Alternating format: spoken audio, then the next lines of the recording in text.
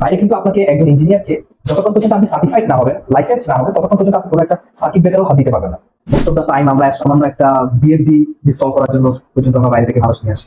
আমরা একটা জব করছি, হয়তো স্যালারিটা আমাকে স্যাটিসফাই করছে এবং ওটার মধ্যে পড়ে আছে। অ্যাজ এন প্রফেশনাল ইঞ্জিনিয়ার আমার আসলে আমি কতটুকু দিচ্ছি আমার কোম্পানিকে, এই যে একটা এনার্জেটিক লাইফ, যে 25 বছর থেকে 35 বা 40 এই টাইমটা আপনি দৌড়ান, আপনি লার্নিং এর পেছনে দৌড়ান, সেটা হতে পারে দেশে বাইরে, গ্লোবালাইজেশন, এখানে কিন্তু আপনাকে টিকে থাকাটা টাফ। আমি আইআইপি মেম্বার 2013 সাল থেকে। প্রফেশনাল প্রতিষ্ঠান থেকে মেম্বারশিপ নিতে চান, your certificate is not enough, কিন্তু আমাদের দেশে certificate is enough for getting membership. যে নলেজটা, যেটা ডিজাইন এবং সিস্টেম প্ল্যানিং, আসলে এই সেক্টরে যাওয়ার আমাদের সুযোগটা খুবই কম। আমরা আলট্রা ইঞ্জিনিয়ারিং এই উদ্যোগটা নিয়েছি। আসলে কেউ যদি জানতে চায় সেক্টরে ইমপ্রুভ হতে চায় তাহলে আমরা ওয়েলকাম করি। সবকিছুর কম্বিনেশন নিয়ে কিন্তু আপনাকে প্রুভ করতে হবে যে আপনি একজন প্রফেশনাল ইঞ্জিনিয়ার। হ্যালো এভরিওয়ান, আসসালামু আলাইকুম। আশা করি সবাই ভালো আছেন। প্রকৌশলী সফলতার গল্পের আজকে প্রথম পর্ব। ইঞ্জিনিয়ারদের চাপা কান্না, ইঞ্জিনিয়ারদের চ্যালেঞ্জ এবং ইঞ্জিনিয়ারদের সফলতার গল্পগুলো এবং এই সমস্ত নানান বিষয় নিয়ে, গাইডলাইন নিয়ে আমরা সাজিয়েছি আমাদের এই পর্ব। এই রুক্ষ এবং চ্যালেঞ্জ যে পথটা, এটাকে সফলভাবে এবং অত্যন্ত বুদ্ধিমত্তার সাথে যারা আসলে পার করে দিয়ে আজকে সফলতার সাথে তাদের ইঞ্জিনিয়ারিং ফিল্ডে আপনার কন্ট্রিবিউশন রাখছে, সেরকম কিছু মানুষদের সাথে আমরা কথাবার্তা বলবো এবং আপনাদের ক্যারিয়ারের যে চ্যালেঞ্জগুলো কিভাবে মোকাবেলা করেছে এবং গাইডলাইন নিয়ে আমাদের এই পর্ব চলতে থাকবে। আজকে আমাদের সাথে আছেন আমাদের আলট্রা ইঞ্জিনিয়ারিং এর একজন পটেনশিয়াল মেম্বার, চট্টগ্রাম ব্রাঞ্চের, যিনি আরপিসিএল রাউজান পাওয়ার প্ল্যান্টের মেইনটেনেন্স ডিভিশনের হেড হিসেবে আছেন, ইঞ্জিনিয়ার কালামুল্লাহ ভাই। আসসালামু আলাইকুম ভাই, কেমন আছেন? ভালো আছেন? আপনাকে পেয়ে আমরা খুবই আনন্দিত এবং এত পূর্ণ অভিজ্ঞতার পরও, অনেক বছর অভিজ্ঞতার পরও পাওয়ার প্ল্যান্ট থেকে, পাওয়ার সিস্টেম থেকে সুইচ করে আপনি অটোমেশন এবং প্রফেশনালি ইঞ্জিনিয়ার অটোমেশনটাতে আপনি ট্রেনিংটা সিদ্ধান্ত নিয়েছেন। আপনাকে খুবই স্বাগত।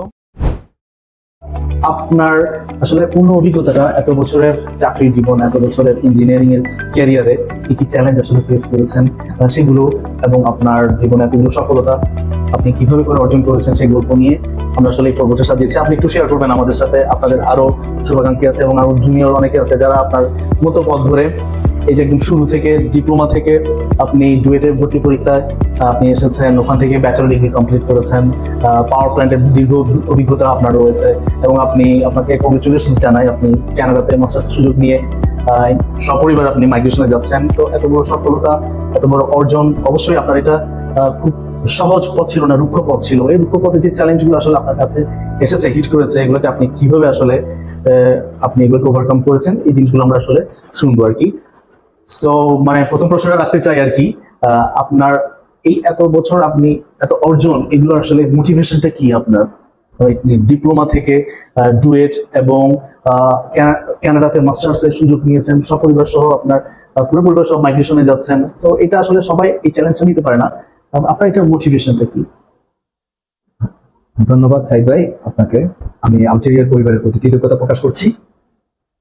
তো মোটিভেশন বলতে প্রত্যেকটা মানুষ একটা লং প্রসেসের মধ্যে দিয়ে যায়। এখানে যারা প্রপার গাইডলাইন এবং যারা ডিসিপ্লিনের মধ্যে তার লাইফটা অতিবাহিত করতে পারে, তারাই হচ্ছে দেখা যায় ব্যক্তি জীবনে, পারিবারিক জীবনে এবং তার ব্যবসায়িক কিংবা তার প্রফেশনাল লাইফে সে সফলতা অর্জন করতে পারে। তো আমি বলবো না আমি আসলে কমপ্লিটলি সফল, still I am learning every day, every fraction of second I'm learning from different environment and different organizations. তো শুরুতে যদি আমি বলতে চাই আমার মোটিভেশন, আসলে আমি উঠে আসছি একটা রিমোট গ্রাম থেকে। দেন হচ্ছে after completion of my SSC secondary school certificate, আমি চট্টগ্রাম পলিটেকনিক ইনস্টিটিউটে ডিপ্লোমা ইঞ্জিনিয়ারিং এর জন্য ভর্তি হই। After completion of my diploma engineering, তখন আমি আরেকটা পথ পাই, যেটা হচ্ছে হায়ার স্টাডিজ। যে ডিপ্লোমা ইঞ্জিনিয়ারদের জন্য আরেকটা বাংলাদেশি প্রতিষ্ঠান আছে, সরকারি প্রতিষ্ঠান, যেখানে হচ্ছে তারা বিএসসি ইঞ্জিনিয়ারিং করার সুযোগ পায়। আমার নিজস্ব মনোবল প্লাস কনফিডেন্স নিয়ে আমি ডুয়েটে কোচিং এ যাই এবং দীর্ঘ প্রায় 1 বছর কোচিং করি। কোচিং এর পাশাপাশি টিউশনস প্লাস ডিফারেন্ট ছোটখাটো কাজ করে যে আমার লিভিং এক্সপেন্ডিচার সেটা আমি বিয়ার করার চেষ্টা করি এবং ফাইনালি আমি ডুয়েটে চান্স পাই। আমি যখন ডুয়েটে চান্স পাই, 06 ব্যাচের স্টুডেন্ট ছিলাম, আমি 120 জনের মধ্যে 5ম স্থান অধিকার করি অ্যাডমিশন টেস্টে। তো 4 বছর ডিপ্লোমা ইঞ্জিনিয়ারিং, বিএসসি ইঞ্জিনিয়ারিং করার পরে আমি আসলে while I am continuing my BSc engineering, I was involved in different activities like volunteering activities and with involving with different coaching centers for having some tuitions or as a, getting experience of teaching profession. এইসব করে আসলে মোটামুটি একটা ইনকামও ছিল, পাশাপাশি আমার academic রেজাল্টটা যাতে খারাপ না হয় সেদিক দিয়ে আমার টার্গেট ছিল। Finally, I was end up with a good CGPA. It was 3.49, which is good enough for BSc engineer. এটা কমপ্লিট করার পরে যেটা স্ট্রাগল সেটা হচ্ছে চাকরি পাওয়ার। বাংলাদেশের প্রেক্ষাপটে দুই ধরনের চাকরি হয়, একটা হচ্ছে সরকারি প্রতিষ্ঠানগুলোতে জব, আর একটা হচ্ছে প্রাইভেট প্রতিষ্ঠানে জব। তো আমাদের সাথে যারা আসলে গ্রাজুয়েশন কমপ্লিট করে তার মধ্যে অনেকেই হচ্ছে প্রাইভেট প্রতিষ্ঠানে জব নিছে, প্রাইভেট প্রতিষ্ঠানে যারা জব নিছে তারাও ভালো আছে। আবার কিছু কিছু আমরা যারা আছি আমরা আবার ডিসাইড যে সরকারি চাকরি করব, এই টেন্ডেন্সি নিয়ে আবার সরকারি চাকরির জন্য অ্যাপ্লাই করা। একটা লং প্রসেসের মধ্যে সরকারি চাকরিটা হয় আসলে। প্রথমে অ্যাপ্লাই করা লাগে, 2-3 মাস পরে এটা রিক্রুটমেন্ট এক্সাম হয়, এক্সামের পরে আবার 1 মাস পরে ভাইবা হয়, দেন হচ্ছে এর ভাইবার পরে 1-2 মাস পরে হচ্ছে রেজাল্ট হয়, অর্থাৎ 3-4 মাস সময় লাগে। তো আমি যেহেতু আমার একটা আর্নিং সোর্স ছিল, আমি ডুয়েটে থাকা অবস্থায় আমি একটা কোচিং এর সাথে ইনভলভ ছিলাম, যেখানে আমি কোচিং করাতাম, ওখানে আমি একটা ভালো অ্যামাউন্ট পেতাম, যার ফলে আমার সরকারি চাকরির প্রিপারেশনের জন্য আমার এটা হেল্পফুল ছিল। আদারওয়াইজ আমি হয়তো প্রাইভেটে জয়েন করতাম অথবা ওদিক দিয়ে আমি নিজেকে স্টাবলিশ করতাম। পরে আমি 2012-তে আমি প্রথমেই জয়েন করি বাংলাদেশ সিভিল এভিয়েশন অথরিটি। এখানে আমি প্রায় দীর্ঘ 1 বছর চাকরি করি। 1 বছর চাকরি করার পরে আমি চাচ্ছিলাম যে আমি অ্যাজ গ্রাজুয়েশন অফ ট্রিপলি আমি চাচ্ছি যে পিওর পাওয়ার সিস্টেমের উপর জব করার জন্য। এই জন্য আমি 2013-তে আমি জয়েন করি বাংলাদেশ রুরাল ইলেকট্রিফিকেশন বোর্ড, যেটা বিআরইবি বলে। এই বিআরইবিতে জয়েন করি আমি assistant general manager construction operation maintenance কম, যেটাকে বলে। তো এগুলোতে তো সব পরীক্ষা দিয়ে প্রত্যেকটা চাকরিতে হচ্ছে এই প্রসেসটাই আছে যে রিটেন পরীক্ষা হয়, রিটেন পরীক্ষার পরে রিটেন পরীক্ষা উত্তীর্ণ হলে ভাইবা হয়, ভাইভাতে উত্তীর্ণ হলে তার একটা শর্ট লিস্ট করে তাদের যে রিকোয়ারমেন্ট যে কজন লাগে মেরিট লিস্ট অনুসারে তাদের ওখান থেকে তাদেরকে কল করা হয় আর কি। এবং আপনি প্রথম ক্লিকে মনে হয় সুযোগ পেয়েছেন? হ্যাঁ, আমি প্রথম ক্লিকে আমি সবগুলোতে বিআরইবিতে চান্স পেয়েছি, এর আগে সিভিল এভিয়েশনে জব করেছি। তারপর এরপরে বিআরইবিতে আমি ডিস্ট্রিবিউশনে ছিলাম, আমার পোস্টিং ছিল জামালপুর ইসলামপুর জোনাল অফিসে, আমি এজিএম কম হিসেবে ছিলাম। এই আমার ক্ষেত্রে এটা কাজ করছিল যে আমার জামালপুরের পোস্টিং, আমার বাড়ি হতে Chittagong, it was long distance, about 18 to 20 hours traveling distance from Chittagong. That's why I decided to resign from the post. তারপর আমি আবার পড়াশোনা করে আমি আবার চাকরি নিলাম বাংলাদেশ ব্যাংকের আন্ডারে, বাংলাদেশ ব্যাংকের অ্যাসিস্ট্যান্ট ইঞ্জিনিয়ারিং। ওখানে আমি আমার পোস্টিংটা হয় বাংলাদেশ ব্যাংকের আন্ডারে কয়েকটা এই সাব সেক্টর আছে। বাংলাদেশ ব্যাংক হচ্ছে মূল রিক্রুটিং এজেন্সি, ওদের মাধ্যমে আমার পোস্টিংটা হয় বাংলাদেশ কর্মসংস্থান ব্যাংক হেড অফিস, যেটা বাংলাদেশ ব্যাংকের পাশে। কোন পোস্টে ছিলেন? ওখানে ছিলাম হচ্ছে অ্যাসিস্ট্যান্ট ইঞ্জিনিয়ার ইলেকট্রিক্যাল হিসেবে ছিলাম। এটার রিক্রুটমেন্ট বা পরীক্ষার পোস্টগুলো ওখানে ওয়েবসাইট বা হ্যাঁ, এটা হচ্ছে পত্রিকার মাধ্যমে আছে রিক্রুটমেন্ট গুলো হয়। সরকারি প্রত্যেকটা রিক্রুটমেন্টে হয় একটা জাতীয় পত্রিকা এবং একটা লোকাল পত্রিকা মাস্ট থাকতে হয়, পাশাপাশি ওয়েবসাইটে দিতে হয়।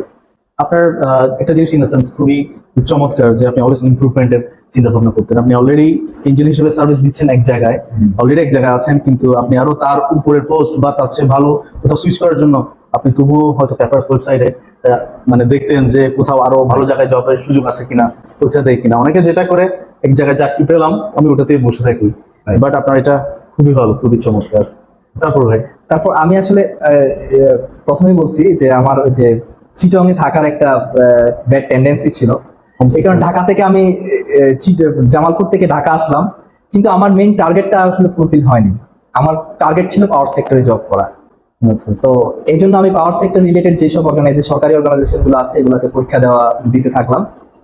এর মধ্যে 1 বছরের ভিতরেই আমার আরপিসিএল, যেটা রুরাল পাওয়ার কোম্পানি লিমিটেড, এটা একটা সরকারি অটোনোমাস বডি এবং এটাই বাংলাদেশের প্রথম সরকারি পাওয়ার জেনারেশন কোম্পানি এবং বাংলাদেশ খুব স্টাবলিশড একটা প্রতিষ্ঠান এবং তাদের টোটাল ম্যানেজমেন্ট বলেন, তাদের যে ফ্যাসিলিটিস সবগুলো আউটস্ট্যান্ডিং ছিল।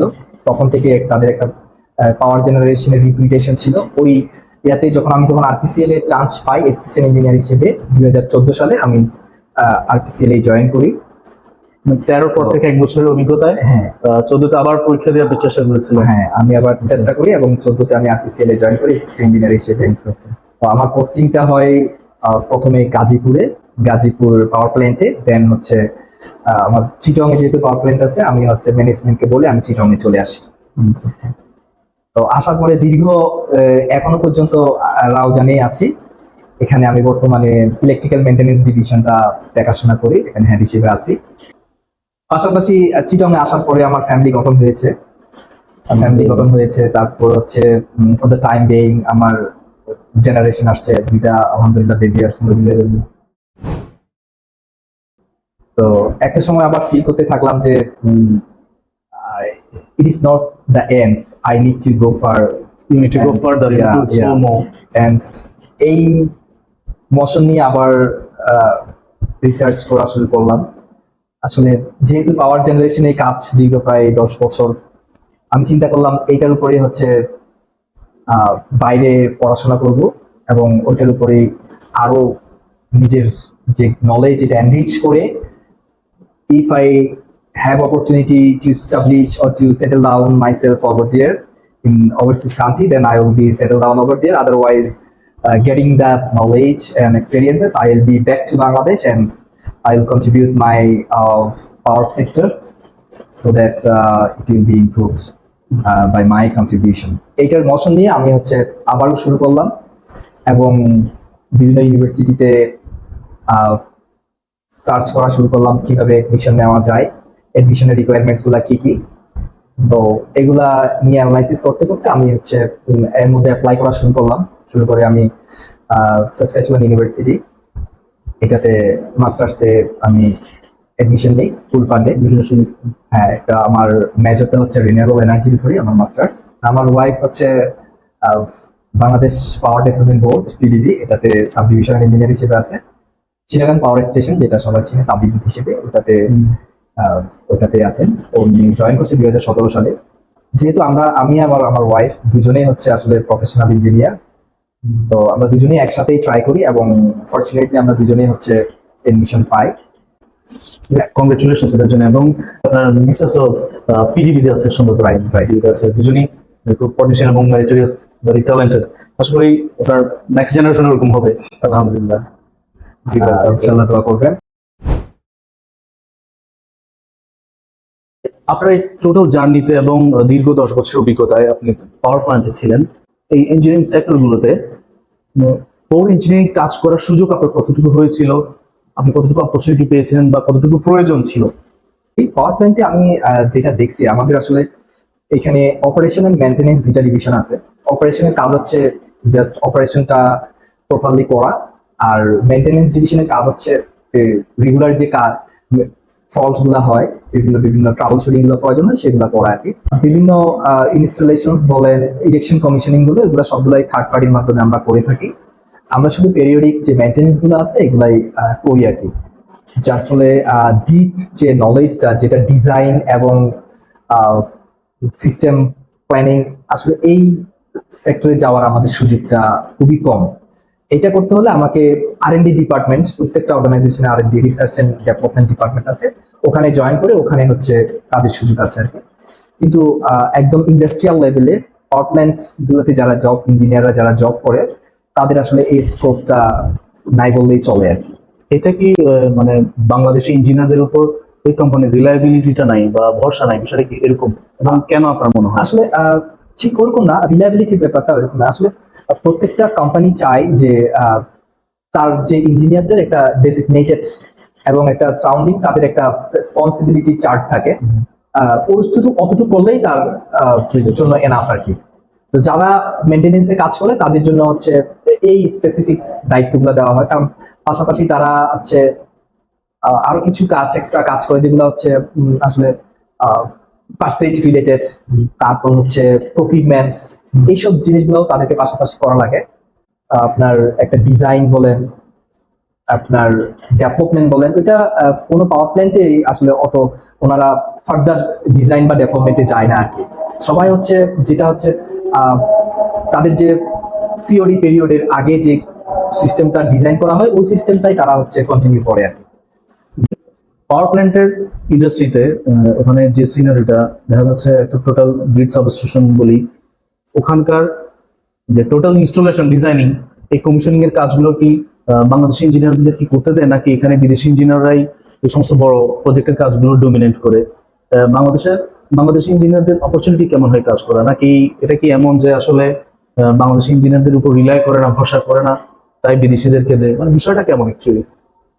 অ্যাকচুয়ালি সেটা হচ্ছে বাংলাদেশের প্রত্যেকটা সরকারি পাওয়ার প্ল্যান্টেই দেখি যে যারা এখানে রিক্রুটেড থাকে ইঞ্জিনিয়াররা, যারা প্রজেক্ট পিরিয়ডে থাকে তারা শুধু হচ্ছে আমরা ডিজাইন গুলো বাইরে থেকে নিয়ে আসি থার্ড পার্টির মধ্যে, একদম ফিজিবিলিটি স্টাডি থেকে শুরু করে প্রত্যেকটা কাজই হচ্ছে বাইরের ইঞ্জিনিয়াররা ডিজাইন করে দেয়। আমাদের দেশের ইঞ্জিনিয়াররা যারা রিক্রুটেড হচ্ছে ওখানে তারা হচ্ছে শুধু এক্সিকিউট করে।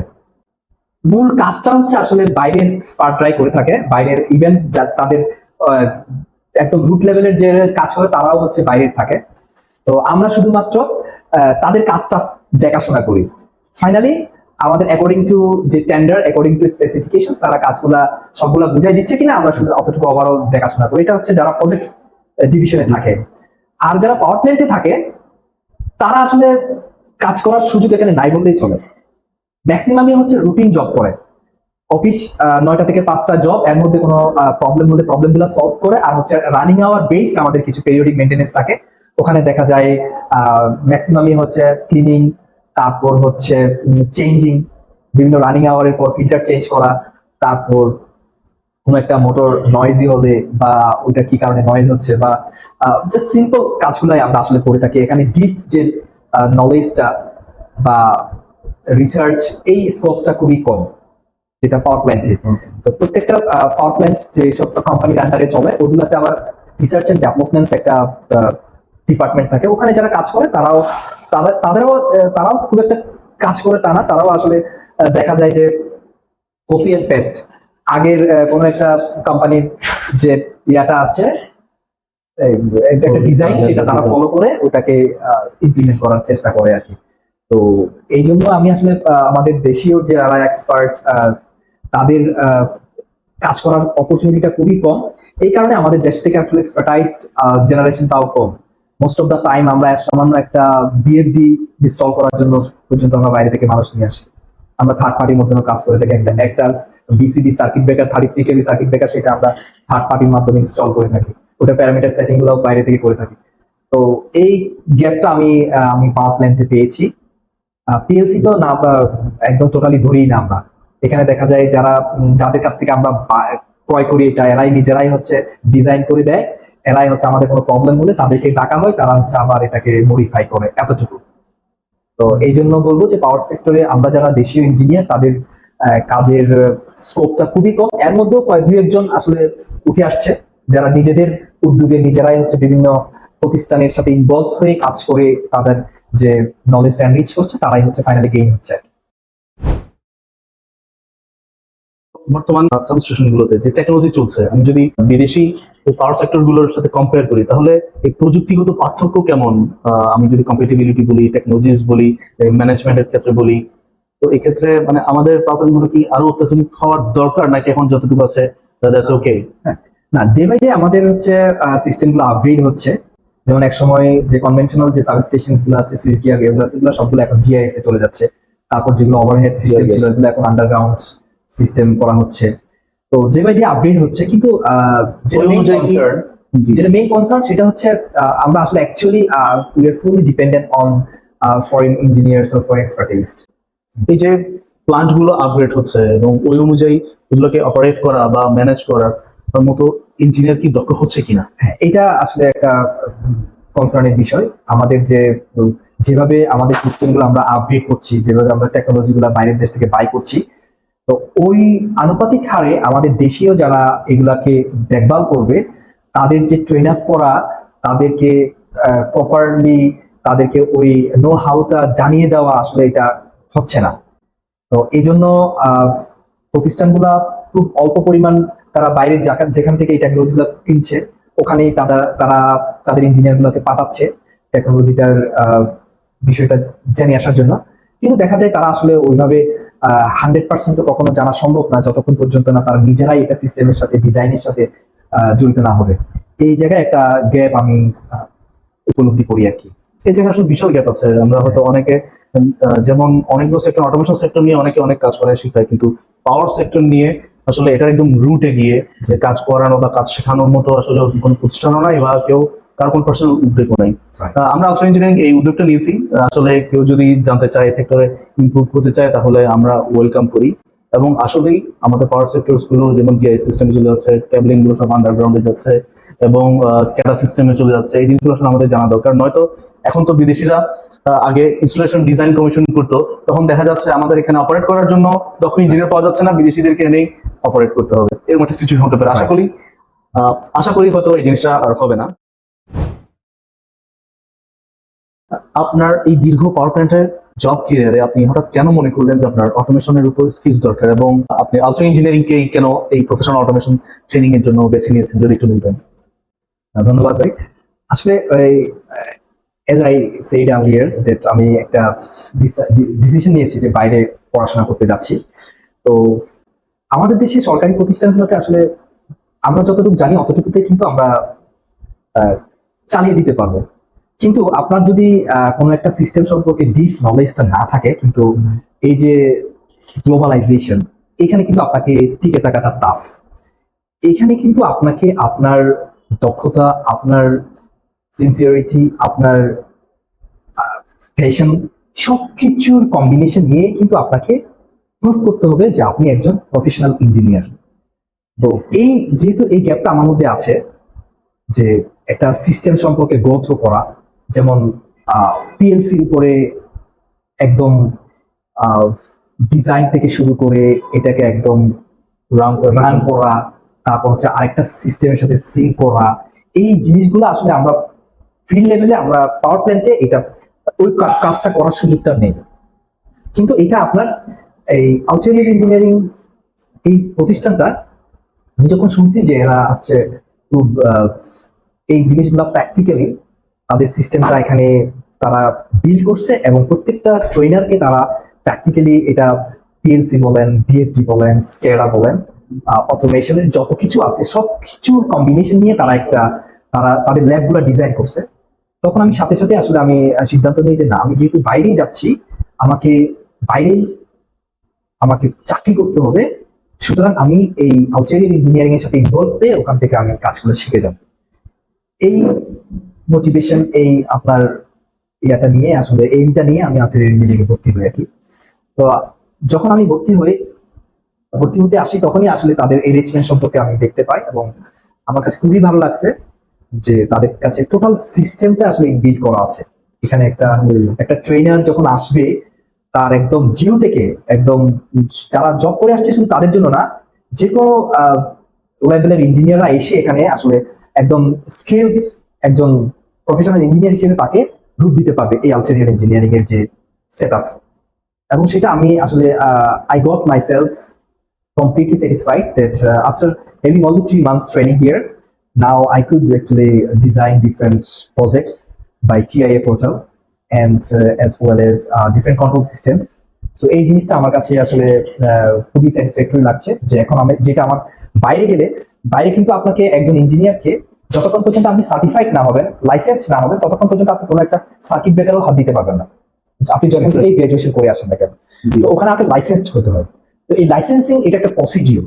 আপনাকে ওখানে আগে আপনার গ্রাজুয়েশন সার্টিফিকেট দিয়ে, আপনার এক্সপিরিয়েন্স দিয়ে আপনি অ্যাপ্লাই করবেন। তারা আপনাকে প্রাইমারিলি সিলেক্ট করে আপনাকে কিছু পরীক্ষার মাধ্যমে ভর্তি করতে হবে। এই পরীক্ষাগুলো হচ্ছে মূলত আপনার প্র্যাকটিক্যাল যে এক্সপিরিয়েন্স গুলো গেইন করছেন তাদের স্ট্যান্ডার্ডের সাথে আপনি কতটুকু কোপ আপ করছেন, এটার জন্য হচ্ছে আমার এই প্রতিষ্ঠানে আসা। আমি আসলে আমার টার্গেটটা হচ্ছে আমি ওখানে প্র্যাকটিস করব এবং তাদের সার্টিফাইড যে লাইসেন্স ওগুলো আমি অর্জন করার চেষ্টা করবো। এবং অর্জন করতে হলে আমাকে এই জিনিসগুলোর উপরে আমার যে বেসমেন্ট স্ট্রং করতে হবে। এই জন্য মূলত আলজেরিয়ারে আসা। এবং আমি খুবই স্যাটিসফাইড যে আপনাদের যে দক্ষ যারা ট্রেনার, মেন্টরস, টিচার্স, যারা ফিলোসফার্স, সবাই খুবই আন্তরিক এবং খুব তারা মানে পয়েন্ট টু পয়েন্ট এবং পার্সন টু পার্সন তারা যতক্ষণ পর্যন্ত একটা স্টুডেন্ট সে ওই একটা সিম্পল একটা ফ্লো চার্ট বলেন একটা একটা ছোট্ট একটা সার্কিট সে যতক্ষণ বুঝতেছে না ততক্ষণ টিচার তার সাথে তার ফিডব্যাক না পাওয়া পর্যন্তই কানেক্টেড থাকতেছে। এটা আমার কাছে আসলে অসাধারণ লাগছে এবং এই ধরনের প্রতিষ্ঠান আসলে আমাদের দেশের যে পাওয়ার সেক্টরে খুবই দরকার।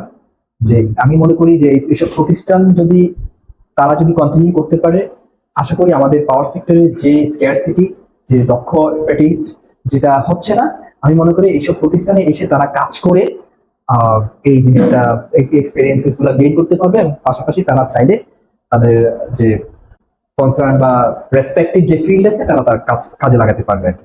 ধন্যবাদ ভাই, আপনাদের আসলে সন্তুষ্টিটাই আমাদের অর্জন এবং এটা আমরা আমাদেরকে আরো অনেক মোটিভেটেড করে। So back to the topic.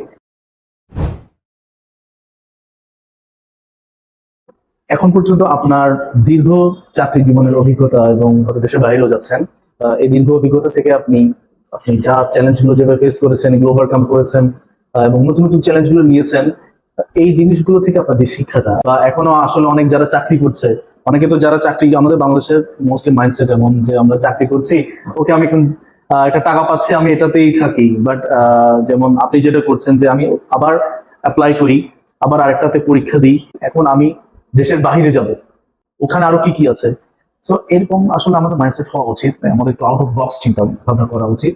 এখন এটা কেন দরকার নিজের জন্য, আমি এই কি গণ্ডিতে না থেকে আমি এই গণ্ডির বাহিরে বেরোবো, আমার আরো এক্সপ্লোর করা দরকার, সেটা ফ্রেশারের জন্য হোক বা সেটা যে চাকরিরত অবস্থায় আছে তার জন্য হোক। আপনি এই সম্বন্ধে কিছু বলেন, ফ্রেশার এবং নতুন ইঞ্জিনিয়ার যারা আছে তারা সফলভাবে যদি কিছু করতে চায়, সেটা তার চাকরি জীবনে হতে পারে, অথবা সে ইঞ্জিনিয়ারিং লাইনে উদ্যোক্তা হিসেবে কোনটা টেকনোলজি ডেভেলপমেন্ট করে বিজনেস করতে চায়, তাদের জন্য আপনি একটু কিছু বলেন। ধন্যবাদ ভাই। আসলে আপনি ঠিকই বলেছেন যে আমরা যারা চাকরি করি তার মধ্যে একটা গ্রুপ আছে যারা হচ্ছে চিন্তা করি যে চাকরি করতেছি, মাসে মাসে স্যালারি পাচ্ছি, আমার লাইফটা তো কেটে যাচ্ছে। হ্যাঁ, এটা ট্রু যে তার লাইফ কেটে যাচ্ছে, কিন্তু আপনি যদি আপনার নিজের যে মানসিক স্যাটিসফ্যাকশন যে আমি একজন engineer, as a professional engineer, আমার আসলে আমি কতটুকু দিচ্ছি আমার কোম্পানিকে, আমি কতটুকু আমার ফিল্ডকে দিচ্ছি, এই জিনিসটা যদি আপনি চিন্তা করেন, অবশ্যই আপনাকে এখানে পিছনে থাকাতে হবে। আপনাকে চিন্তা করতে হবে I have to move around, যে না আমি শুধু স্যালারি পাচ্ছি, আমি আমার লাইফটা কেটে যাচ্ছে, ঠিক আছে, কিন্তু আমার যে মানসিক সন্তুষ্টি, আমি যে একজন প্রফেশনাল ইঞ্জিনিয়ার, যে আমার যে একটা কনফিডেন্স, এই কনফিডেন্সটা কিন্তু আসে না। আমরা দেখছি আমাদের জবে অনেক সিনিয়র আমাদের স্যারেরা আছেন, তারা আসলে ওই সুযোগটা পায়নি। তারা দেখা যাচ্ছে কি ম্যানেজমেন্ট করতে করতে, তাদের ম্যানেজমেন্ট কাভার করতে করতে তাদের লাইফ শেষ। কিন্তু এই যে স্যাটিসফ্যাকশন, আমি যে কাজটা জানি, আমি আমার দ্বারা যে একটা টোটাল সিস্টেম আমি কি করতে পারি, ডিজাইন করতে পারবো, এটা আমি ইমপ্লিমেন্ট করতে পারবো একদম ফার্স্ট টু লাস্ট, যে আমি সিস্টেমটা সম্পর্কে আমার কমপ্লিট নলেজ আছে, এটা কিন্তু বিশাল বিশাল মানে একটা অর্জন আর কি। একটা জায়গায় স্টাক না হয়ে তাকে ডিফারেন্ট প্রতিষ্ঠানের সাথে ডিফারেন্টলি চিন্তা করে তাকে এই এক্সপিরিয়েন্সেস গুলো গেইন করতে হবে। কেউ কোচিং এ ভর্তি হতে পারে, কেউ জব সুইচ করে হতে পারে, যে আমি পাওয়ার সেক্টরে আছি না, আমি এতটুকু জানলাম, এখন এরপরে যে প্রতিষ্ঠানে আমার শেখার স্কোপ আছে আমি ওখানে সুইচ করবো, rather than my salary or my stability here. এটা আমাকে চিন্তা করতে হবে, দেন আমি কমপ্লিট ইঞ্জিনিয়ার। এতটুকু যদি আমরা আমাদের মধ্যে এই টেন্ডেন্সি যদি বিল্ড আপ হয়, শুধুমাত্র আমরা দেশে না, আমি মনে করি টোটাল ওয়ার্ল্ড ওয়াইড যে কম্পিটিশন, ইঞ্জিনিয়ারদের যে মার্কেট, এখানে আমরা নিজেকে প্রতিষ্ঠিত করতে পারবো। আর ফ্রেশার্স এন্ড যারা newly recruited in different organization, আমি তাদের উদ্দেশ্যে বলবো যে মেডিকেয়ার ভাবে নিজের লাইফটাকে স্টাবলিশ না করে, এই যে একটা এনার্জেটিক লাইফ, যে 25 বছর থেকে 35 বা 40, এই টাইমটা আপনি দৌড়ান, আপনি লার্নিং এর পেছনে দৌড়ান। সেটা হতে পারে দেশে বাইরে, যেখানেই আপনি শিখার স্কোপ পাবেন ওখানে চলে যান। তাহলে আপনি at the end you will be the professional engineer, otherwise you will not be professional. You will be engineer but you will not be professional. আমার বাংলাদেশের যে ইঞ্জিনিয়ারিং যে সার্টিফাইড অর্গানাইজেশন আইইবি, আমি আইইবি মেম্বার 2013 সাল থেকে, আমি certify করছি। কিন্তু আপনি যদি সেম আরেকটা দেশের এরকম প্রতিষ্ঠান, প্রফেশনাল প্রতিষ্ঠান থেকে মেম্বারশিপ নিতে চান, your certificate is not enough for getting that membership. কিন্তু আমাদের দেশে certificate is enough for getting membership. very easy to get. তো আপনাকে ওখানে কাজ করে আপনি একজন প্রফেশনাল ইঞ্জিনিয়ার সেটা শো করতে হবে। Thank you, very insightful informations এবং গাইডলাইন গুলো খুবই সুন্দর ছিল। অ্যাকচুয়ালি আমরা ইঞ্জিনিয়াররা আসলে একটি গণ্ডিতে পড়ে থাকি, হতে পারে প্রপার গাইডলাইন পাই না ছাত্র অবস্থায়, অথবা আমরা একটা জব করছি, হয়তো স্যালারিটা আমাকে স্যাটিসফাই করছে এবং ওটার মধ্যে পড়ে আছি, কিন্তু as an engineer, as a human আমাদের যে একটা ক্যাপাবিলিটিস থাকে, I have more capabilities that I don't know, এবং we don't explore our capabilities. তো যার কারণে আমরা নিজেদেরকে আরো ডেভেলপ করি না, এবং বাংলাদেশে এই কারণে, এই মাইন্ডসেটের কারণে আমাদের বাংলাদেশে দক্ষ ইঞ্জিনিয়ারদের খুবই অভাব হচ্ছে। আশা করি এটা আমরা আলট্রা ইঞ্জিনিয়ারিং এখন থেকে 3-4 বছর ধরে কাজ করে যাচ্ছি, এটা মিটিগেট হচ্ছে। আলটেরিয়ারের মতো যেসব প্রতিষ্ঠান শিখাচ্ছে, আমি যেহেতু আলটেরিয়ারে আসছি, আমি আলটেরিয়ারের সম্পর্কে 100% স্যাটিসফাইড। তাদের যে কমপ্লিট যে প্যাকেজ, একজন ইঞ্জিনিয়ারের জন্য যে পাওয়ার সেক্টরে যেসব জিনিস লাগবে, তাদের যে মডার্ন ল্যাবগুলা, স্কেডা ল্যাব বলেন, তাদের টোটাল বিভিন্ন কনভেয়ার বেল্ট বলেন, ওভারহেড ক্রেন বলেন, তারপর HMI, প্রত্যেকটা কিছুই তাদের এখানে কি ডিজাইন করা আছে।